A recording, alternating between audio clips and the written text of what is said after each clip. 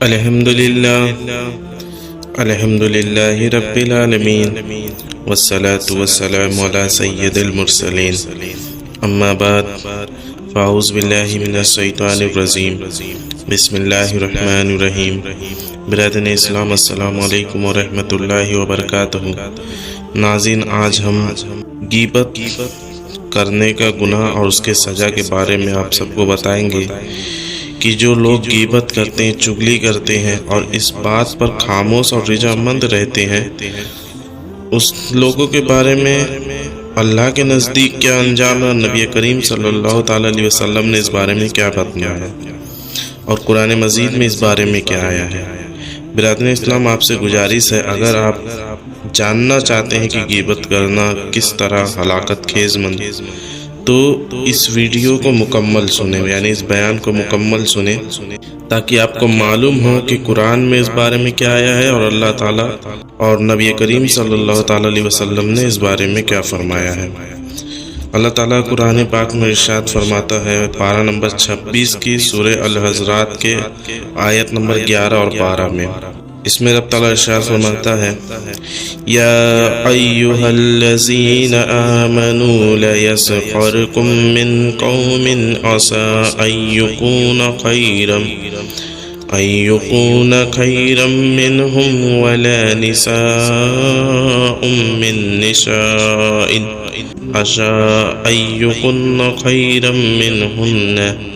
ولا تلمزوا انفسکم ولا تنابزوا بالالقاب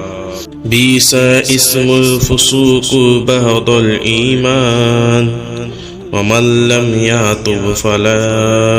فاولئک هم الظالمون یا ایھا الذین آمنوا اجتنبوا کثیرا من الظن ان بعض الظن اثم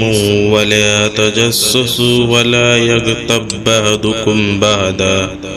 ایحب احدکم ان یقول لحم اخیہ میتا فکرہتموہ واتقوا اللہ ان اللہ تواب رحیم۔ تو یہ قرآن مجید کی پارہ نمبر 26 کی میں نے 11 اور 12 آیت سورہ الحجرات کی میں نے آپ کو سنائی۔ اس میں رب تعالیٰ ارشاد فرماتا ہے، اے ایمان والو، نہ مرد مردوں سے ہنسے، عجب نہیں کہ وہ ان ہنسنے والوں سے بہتر ہو، اور نہ عورت عورتوں سے دور نہیں کہ وہ ان ہنسنے والیوں سے بہتر ہو، اور آپس میں طعنہ نہ کرو اور ایک دوسرے کے برے نام نہ رکھو۔ کیا ہی برا نام ہے مسلمان ہو کر فاسق کہلانا، اور جو توبہ نہ کرے وہ ظالم ہے۔ اے ایمان والو، بہت گمان سے بچو، بے شک گمان گناہ ہو جاتا ہے، یعنی کوئی گمان گناہ ہو جاتا ہے، اور عیب نہ ڈھونڈو اور ایک دوسرے کی غیبت نہ کرو۔ کیا تم میں کوئی پسند رکھے گا کہ اپنے مرے بھائی کا گوشت کھائے؟ تو یہ تمہیں گوارا نہ ہوگا، اور اللہ سے ڈرو، بے شک اللہ توبہ قبول کرنے والا مہربان ہے۔ برادران اسلام، آیت مقدسہ کی مختصر میں وضاحت کرنا چاہوں گا، کیونکہ بغیر وضاحت کے آپ کو یہ بات سمجھ میں نہیں آئے گی۔ رب تعالیٰ ارشاد فرماتا ہے، لا یسخرکم من قوم عسى ان یکون خیرا منہم۔ سرخریا سے مراد یہ ہے کہ جس نے مزاح کیا جائے یا اس کی طرف حراکت کی نگاہ سے دیکھنا، اس خداوند قدوس کا مقصد ہے، یعنی جو رب نے فرمایا اس میں یہ مقصد ہے کہ کسی کو حقیر نہ سمجھو، ہو سکتا ہے وہ اللہ عز و جل کے نزدیک تم سے بہتر، افضل اور زیادہ مقرب ہو۔ اور نبی کریم صلی اللہ تعالیٰ علیہ وسلم نے ارشاد فرمایا، کتنے ہی پریشان حال پراگندہ بالوں اور پھٹے پرانے کپڑے والے ایسے ہیں جن کی پرواہ نہیں کی جاتی، اگر وہ اللہ عز و جل پر کسی بات کی قسم کھا لے تو وہ اسے ضرور پورا فرما دے۔ جیسے ابھی ابلیس لعین نے حضرت سیدنا آدم علیہ نبینا علیہ السلام کو حقیر جانا، تو اللہ عز و جل نے اسے ہمیشہ کے خسارے میں مبتلا کر دیا، اور حضرت سیدنا آدم علیہ نبینا علیہ السلام ہمیشہ کی عزت کے ساتھ کامیاب ہو گئے۔ ان دونوں میں بڑا فرق ہے۔ اور اس احتمال کی یسیر و عصا کے معنی میں ہو، یعنی کسی دوسرے کو حقیر نہ سمجھ، کیونکہ جب کبھی وہ عزت والا ہو جائے گا تو جلیل ہو جائے گا اور وہ پھر تجھ سے انتقام لے گا۔ اور ارشاد فرمایا لا تحین الفقیر اللک ان ترکہ یوما والدہر قد رفہ، فقیر کی توہین نہ کر، شاید کسی دن تو فقیر ہو جائے اور زمانے کا مالک اسے امیر بنا دے۔ اور اللہ تعالیٰ نے اس آیت کریمہ ارشاد فرمایا وَلَا تَلْمِزُوا أَنفُسَكُمْ وَلَا تَنَابَزُوا بِالْأَلْقَابِ، یعنی تم میں ایک دوسرے پر عیب نہ لگا، اور لمز یعنی اشارہ قول کے ساتھ بھی ہوتا ہے، اور اس کے علاوہ کسی دوسرے طریقے سے بھی جب بھی حمز صرف قول کے ساتھ ہوتا۔ حضرت سیدنا عبد الملک بن عبد العزیز بن جریر علیہ رحمہ متوفہ 150 ہجری میں فرماتے ہیں حمز آنکھ، منہ اور ہاتھ سے ہوتا ہے، جبکہ لمز صرف زبان سے ہوتا ہے۔ حضرت سیدنا لیث رحمۃ اللہ علیہ سے منقول ہے کہ لمجا سے مراد وہ ہے جو تیری موجودگی میں تجھ پر عیب لگائے، اور ہمجا سے مراد وہ ہے کہ جو تیری عدم موجودگی میں تجھ پر عیب لگائے۔ حضرت سیدنا مجاہد علیہ رحمہ متوفہ 104 ہجری میں ارشاد فرماتے ہیں، اور اس آیت مبارکہ کے اوپر ویل لکل ہمزۃ لمزہ، یعنی خرابی ہے اس کے لیے جو لوگوں کے منہ پر عیب کرے اور پیٹھ پیچھے بدی کرے۔ تو آپ اس آیت کے تحت فرماتے ہیں کہ ہمجہ سے مراد لوگوں میں عیب لگانے والا، اور لمجہ سے مراد وہ ہے جو لوگوں کے گوشت کھائے، یعنی غیبت کرنا۔ اور نبض سے مراد پھینکنا، اور لقب سے مراد وہ نام ہے جو مسمى کی بلندی یا پستی کا شعور دلائے، یعنی ایک دوسرے کے برے نام نہ رکھو، یعنی اس طرح نام نہ رکھو کہ انسان کو اس کے اصل نام کے علاوہ اور کسی نام سے پکارا جائے، جیسے کہ منافق، فاسق، حالانکہ وہ اپنے فسق سے توبہ کر چکا ہو۔ مذکورہ آیت مبارکہ سے سرخیہ کو لفظ اور نبض اس لیے مقدم کیا گیا کہ ان دونوں سے زیادہ اذیت ناک ہے، کیونکہ اس میں کسی شخص کی اس کی موجودگی کی حقارت اور توہین کرنا مقصود ہے، اور لمز سے مراد انسان کے اندر موجود عیب کا اظہار کرنا ہے، اور یہ پہلے سے کم ہے۔ اس کے بعد نبض برے لقب سے پکارنا، یہ ان دونوں کے مقابلے میں کم ہے، کیونکہ اس کے معنی کا لقب کے مطابق ہونا ضروری نہیں کہ کبھی اچھے کو برا اور برے کو اچھا نام دیا جائے۔ گویا اللہ عز و جل ارشاد فرما رہا ہے تکبر نہ کرو کہ اپنے بھائیوں کو اس قدر حقیر سمجھنے لگو کہ ان کی طرف بالکل توجہ ہی نہ دو، اور اس طرح ان کے مرتبے کو کم کرنے کے لیے انہیں عیب مت لگاؤ کہ ان کے ایسے ناموں سے پکارو جنہیں وہ ناپسند کرتے ہوں۔ اور انفسکم سے ایک تاکید نقطے پر خبردار کیا گیا ہے، جس کو سمجھنا واقعی ضروری ہے کہ تمام مومنین ایک بدن کے قائم مقام ہیں، کہ جب اس کے بعض حصے کو تکلیف ہوتی ہے تو تمام جسم کو تکلیف ہوتی ہے۔ تو بس اس اعتبار سے جس نے کسی دوسرے کو عیب لگایا تو حقیقت میں اس نے اپنے آپ کو عیب لگایا۔ نیز جب یہ کسی کو عیب لگائے گا تو وہ بھی اسے عیب لگا سکتا ہے۔ گویا یہ ایسا شخص ہے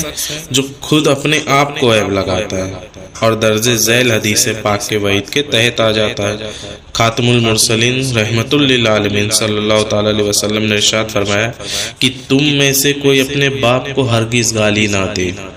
تو صحابہ کرام علیہم رضوان اس پر حیران ہو گئے کہ یا رسول اللہ صلی اللہ تعالی علیہ وسلم، کیا کوئی شخص اپنے باپ کو کیسے گالی دے سکتا ہے؟ تو اس پہ حضور نے ارشاد فرمایا کہ اگر یہ کسی شخص کے باپ کو گالی دے گا تو وہ بھی اس کے باپ کو گالی دے گا، گویا یہ اس نے اپنے باپ کو خود گالی دیا۔ اور اللہ تعالیٰ نے فرمایا نا وَلَا تَقْتُلُوا أَنفُسَكُمْ، اور اپنی جانیں قتل نہ کرو، اور تلمزو اور تنابزو کہ دونوں سیگے ایک دوسرے سے برعکس ہیں، کیونکہ بعض اوقات ملموز یعنی جس پر عیب لگایا جاتا ہے اسی وقت اس بات پر قادر نہیں ہوتا کہ عیب لگانے والے کو عیب لگائے، لہٰذا ایسے عیب لگانے والے کے احوال کی جستجو کی ضرورت ہوتی ہے، یہاں تک کہ وہ اس بعض عیوب پر آگاہ ہو جائے۔ مگر نفس کا معاملہ اس سے برعکس ہے، کیونکہ جس کو ناپسندیدہ لقب دیا جائے وہ دوسرے کو بھی اسی وقت ایسا لقب دینے پر قادر ہوتا ہے۔ بس دونوں طرف سے یہ فعل واقع ہو سکتا ہے۔ اور بیس الاسم کا معنی یہ ہے کہ جس نے ان تینوں میں سے کسی ایک کا ارتکاب کیا وہ فسق کے نام سے مستحق ہو گیا، اور یہ انتہائی خامی ہے، حالانکہ پہلے وہ کامل الایمان تھا، اور اللہ عز و جل اس کے ساتھ سخت وعید ملا دی اور فرمایا وَمَن لَّمْ يَتُبْ فَأُولَٰئِكَ هُمُ الظَّالِمُونَ۔ یہ شدید وعید ان تینوں میں سے ہر ایک گناہ کے بڑے ہونے کی طرف اشارہ کرتی ہے۔ اس کے بعد اللہ عز و جل کے گمانوں سے بچنے کا حکم دیا گیا۔ اس کی وجہ بھی بیان فرمائی کہ بدگمانی گناہ ہے۔ تو بدگمانی کی تعریف سن لیجیے کہ بدگمانی ہوتی کیا ہے۔ بدگمانی اصل میں اسے کہتے ہیں کہ کسی کے بارے میں یقینی خبر رکھنے کے بغیر کسی کی برائی میں مبتلا ہونے کا تجھے گمان ہو اور تیرا دل اس پر پختہ ہو جائے اور بغیر شرعی دلیل کی وجہ سے تو اس کو بیان کر دے۔ یعنی تو نے کسی کے اوپر عیب لگایا لیکن کوئی گواہ نہیں کہ اس کو اندر وہ عیب ہے، اور بنا کوئی شرعی دلیل کے تو نے اس کو پیش کیا تو وہ بدگمانی میں آ جاتا ہے، اور بدگمانی اللہ نے ارشاد فرمایا کہ گناہ ہے۔ اسی وجہ سے سرکار والا رحمت للعالمین صلی اللہ تعالی علیہ وسلم نے فرمایا بدگمانی سے بچو، کیونکہ بدگمانی سب سے جھوٹی بات ہے۔ اپنے معاملے کا یقینی علم رکھنے والا عقل مند دوسرے میں موجود یقینی عیب جاننے کے باوجود بہت ہی کم بدگمانی کرتا ہے، کیونکہ کوئی سے کبھی ظاہراً تو صحیح ہوتی ہے مگر باطناً صحیح نہیں ہوتی ہے، اور اگر کبھی معاملہ اس کے برعکس ہوتا ہے تو پس وہ اس وقت گمان پر بھروسہ کرنا مناسب نہیں سمجھتا، اور ہر گمان گناہ نہیں بلکہ بعض تو واجب ہوتے ہیں، جیسے دلائل صریح پر مرتب ہونے والے فروعی یعنی دلیل سے ثابت جزوی، اور مسائل کے مجتہدین کرام کے گمان، لہذا ان پر عمل کرنا ضروری ہے، اور بعض مستحب ہوتے ہیں، جیسا کہ سید عالم نور مجسم صلی اللہ تعالی علیہ وسلم نے ارشاد فرمایا مومن کے بارے میں اچھا گمان رکھو، اور بعض مباح ہوتے ہیں اور بعض گمان حنج ہوتے ہیں، یعنی کہ احتیاط کرنے اور ہوشیاری سے کام لینا اور عقل مند لوگوں کے مشورے پر عمل کرنا۔ اور اسی سے متعلق حدیث پاک ہے کہ نبی کریم صلی اللہ تعالی علیہ وسلم نے ارشاد فرمایا بے شک بدگمانی حزم ہے، یعنی وہم کرنے والا حقیقت میں کسی کام پر قادر بھی ہوتا ہے، جیسے وہ احتیاطاً کسی ایسے شخص کے معاملے میں طول دے جس کے حال سے وہ بے خبر ہو، یہاں تک کہ وہ اس کے سبب سے دوسرے کو تکلیف یا دھوکے میں مبتلا ہونے کا محفوظ ہو جائے۔ پس اس گمان کا نتیجہ کسی کے بارے میں بدگمانی کرنا نہیں بلکہ برائی پہنچنے سے اپنی جان بچانے میں یعنی مبالغہ کرنا ہے۔ اور تجسم کا معنی ہے کہ چھان بین کرنا، اور جاسوس اسی سے نکلا ہے، اور اس سے مراد لوگوں کے عیب تلاش کرنا ہے، جبکہ تجسس سے مراد احساس اور ادراک ہے، اور اسی سے ظاہری اور باطنی حواس ہیں۔ قرآن کریم کے ایک ساز قرات میں تجسس کے بجائے تحسس ہے۔ ان کا معنی مفہوم سے متعلق چند اقوال مروی ہیں کہ یہ دونوں ایک ہی چیز ہے، اور ان دونوں کا معنی خبروں کی معرفت حاصل کرنا ہے۔ دوسرا یہ ہے کہ دونوں مختلف ہیں، پہلے سے مراد ظاہر کی چھان بین اور دوسرے سے مراد باطن کی چھان بین کرنا ہے۔ تیسرا پہلے سے برائی اور دوسرے سے بھلائی مراد ہے، حالانکہ یہ قول محل نظر ہے، اور اگر اسے صحیح بھی مان لیا جائے تب بھی یہ مراد نہیں ہو سکتا۔ اور چوتھا قول ہے کہ پہلے سے مراد ایک شخص سے کسی دوسرے کے متعلق پوچھنا، اور دوسرے سے مراد کسی سے اس کے متعلق پوچھنا یعنی اپنے متعلق پوچھنا۔ تو اس کا معنی جو بھی ہو، بہرحال آیت کریمہ میں لوگوں کے پوشیدہ امور کی تہ پہ پڑھنے اور ان کے متعلق بحث کرنے سے منع کیا گیا ہے۔ نبی کریم صلی اللہ تعالی علیہ وسلم نے ارشاد فرمایا نہ جاسوسی کرو، نہ حرص کرو، نہ ایک دوسرے سے حسد کرو، نہ ایک دوسرے کے بغض رکھو، اور نہ ہی ایک دوسرے سے روگردانی کرو، اور اور اللہ عز و جل کے بندے بنو، بھائی بھائی بن جاؤ جیسا کہ اس نے تمہیں حکم دیا ہے۔ اور نبی کریم صلی اللہ تعالیٰ علیہ وسلم ارشاد فرماتے ہیں، اے وہ لوگ جو زبان سے تو ایمان لائے مگر تمہارے دلوں میں ابھی تک ایمان داخل نہیں ہوا، نہ تو مسلمانوں کی غیبت کرو اور نہ ہی ان کے پوشیدہ عیب تلاش کرو، کہ جو مسلمانوں کے پوشیدہ عیب تلاش کرتا ہے اللہ عز و جل اس کے ہی عیب ظاہر فرما دے گا، اور اللہ عز و جل جس کے بھی عیب ظاہر فرما دے گا تو وہ ذلیل اور رسوا ہو جائے گا، چاہے وہ اپنے گھر کے دیوال اونچے ہی اونچے کیوں نہ کر لے۔ حضرت سیدنا عبداللہ بن مسعود رضی اللہ تعالی عنہ نے عرض کیا کہ والد بن عقبہ کے بارے میں آپ کیا کہتے ہیں، جبکہ اس کی داڑھی سے شراب کے قطرے بہ رہے ہوتے ہیں؟ تو آپ رضی اللہ تعالی عنہ نے ارشاد فرمایا، ہمیں جاسوسی کرنے سے منع کیا گیا ہے، اگر ہم پر کوئی چیز ظاہر ہوگی تو اس کے مطابق ہم عمل کریں گے۔ تو اور غیبت کا بیان کیا ہے؟ اللہ نے اس آیت کریمہ میں ارشاد فرمایا، وَلَا يَغْتَبْ بَعْضُكُمْ بَعْضًا، یعنی تم میں سے کوئی کسی کے غیر موجودگی میں اس کا ایسا عیب بیان نہ کرے جسے وہ ناپسند کرتا ہو۔ اور گزشتہ آیت مبارکہ کی وجاہت سے یہ معلوم ہو چکا ہے کہ کسی کے منہ پر اس کا عیب بیان کرنا غیبت سے بڑھ کر اذیت ناک ہوتا ہے۔ حضور نبی رحمت صفی امت صلی اللہ تعالیٰ علیہ وسلم نے صحابہ اکرام رضی اللہ تعالیٰ عنہ سے استفسار کیا کہ کیا تم جانتے ہو کہ غیبت کیا ہے؟ تو صحابہ اکرام رضی اللہ تعالیٰ نے عرض کیا، اللہ و رسولہ عالم، یعنی اللہ اور اس کا رسول بہتر جانتے ہیں۔ تو آپ صلی اللہ تعالیٰ علیہ وسلم نے ارشاد فرمایا کہ غیبت یہ ہے کہ تو اپنے بھائی کا اس طرح ذکر کرے جسے وہ ناپسند کرتا ہو۔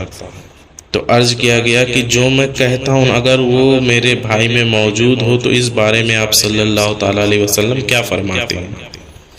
تو اس پہ نبی کریم نے ارشاد فرمایا، اگر جو تم کہتے ہو وہ اس میں موجود ہے تو تم غیبت،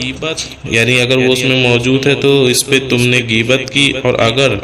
تم نے ایسی بات کہی جو اس میں موجود نہیں تو تم نے اس پر بہتان لگایا۔ اس صورت میں دونوں ہی گناہ ہیں۔ تو ناظرین، یہ آیت کریمہ کی ابھی میں نے کچھ ہی بات آپ لوگ کو بتائی ہے، اور اگر میں پوری بات بیان کرنے لگ جاؤں گا تو کافی ٹائم ہو جائے گا، وقت کا ابھی اتنا ہے نہیں کہ وقت بہت کم ہے۔ انشاءاللہ اس کے آگے میں اسی سلسلے میں ویڈیو لاؤں گا، اور اس میں غیبت کے حرام ہونے کی حکمت اور جو اس کے آگے کی آیت مبارکہ ہے اس کے اوپر جو تفسیر ہے وہ بیان کریں گے۔ ابھی تو وقت نہیں ہے، لہٰذا اس ویڈیو کو بھی آپ مکمل سنیے گا تاکہ آپ کو پورا معلوم ہو سکے۔ اللہ تعالیٰ سے دعا ہے کہ جو ہم بیان کریں اسے سننے، سمجھنے اور عمل کرنے کی توفیق اور توفیق عطا فرمائے، اور ہم سب کو سچا اور پکا مسلمان بننے کی توفیق اور توفیق عطا فرمائے۔ السلام علیکم ورحمۃ اللہ وبرکاتہ۔